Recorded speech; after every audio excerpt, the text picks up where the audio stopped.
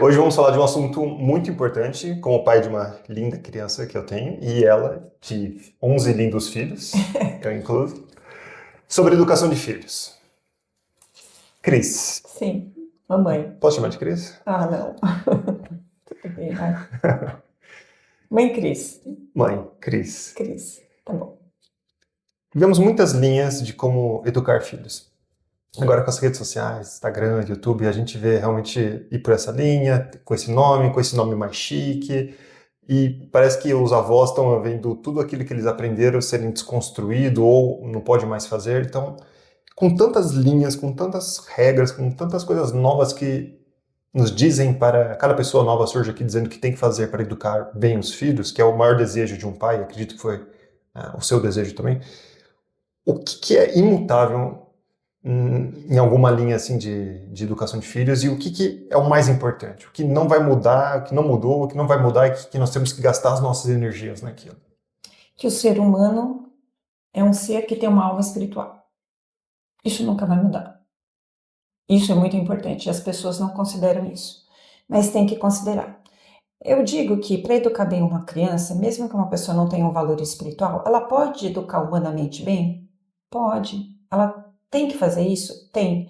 Mas você percebe que vai ser uma educação incompleta, porque o ser humano, ele realmente ele é corpo e alma. Então a gente não pode esquecer disso.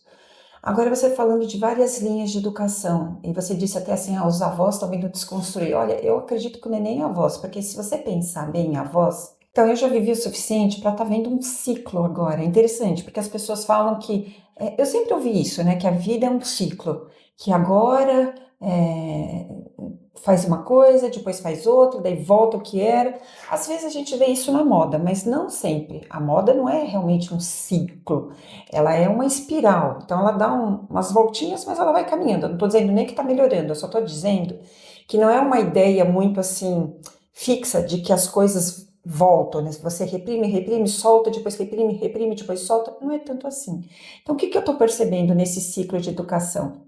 Que há um tempo atrás, vamos pensar na época que eu fui educada, que me educaram, não podia falar não também. Era proibido dizer não. Para criança? Sim, porque você vai traumatizar uma criança, porque a criança você não pode falar não. Aí o que aconteceu? As pessoas, elas são bem intencionadas em geral, os pais. Eles querem uma orientação. E eles ficam meio perdidos, então eles só pensam assim, olha, você também deve pensar. Você recebeu a educação da sua mãe e do seu pai, mas tem coisas que você não quer repetir. E tem coisas que você quer repetir. Ou talvez não. E você fica na dúvida. Agora, e quando você não recebeu e você não tem um modelo anterior e você ouve, né, naquela época dizer que você não pode dizer não. Então todo mundo vai adotar isso. Não posso falar não, não posso falar não, não posso traumatizar, não posso falar não. E depois passamos por uma outra época que viu que isso não dava certo. Aí você vê que as pessoas estão mais preocupadas, foram estudar mais a fundo. E agora surge de novo, entre outras linhas, que também não se pode falar não. Gente, a gente já viu que a gente não é proibida de falar não para uma criança. E parece que falar não é algo assim que vai deixar, essa educação não vai favorecer. Não, eu também não estou falando que é para falar não o tempo todo. O que eu acho que as pessoas acabam esquecendo é que tem que usar um bom senso, mas o bom senso ele tem que ser construído. O bom senso não vem de graça. Precisa estudar, precisa escolher o que vai estudar. Não é só o que está na moda, não é só o que está aparecendo. Você precisa ir em fontes boas que você confia. Eu fui atrás de fontes boas que eu confio. Eu fiz, você sabe, eu fiz todos os cursos do IBF, eu fiz na minha época curso eu esqueci o nome agora. Depois eu fui fazer orientação familiar pela Universidade de Navarra, que eu confio muitíssimo, porque eu sei que as pessoas que estão ali estão comprometidas com uma educação verdadeira. E aonde que se baseia, né, o ser humano por ser humano? Aonde que tem que basear a educação? Nas virtudes. Então isso não vai mudar. Não vai mudar.